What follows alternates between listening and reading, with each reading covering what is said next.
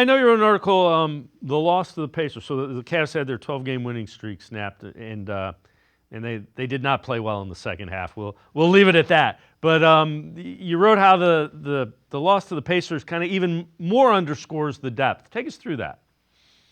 Yeah, because you looked at what the Pacers were able to do, and obviously Tyrese Halliburton is doubtful for the game on Tuesday, so they might be able to implement the same kind of defensive look that allowed them to have a more defensive pressure and defensive look for the players that were on the floor. Jarris Walker being an example of that. He was able to just go for full court, 94 feet press on the Cleveland Cavaliers, and it was difficult for them to get out of that. The one player that I felt like that would be a great addition to that that wasn't available last night due to an illness was Ty Jerome. Ty Jerome has had a steady hand throughout his entire career, and especially for this team, he's been somebody that has been able to slow down the pace or speed it up for the Cavs depending on what it was needed, not necessarily adhering to what the defense was doing. So for him to be out, it underscored how the depth of this team is extremely important, where Kenny Atkinson has come to different scenarios with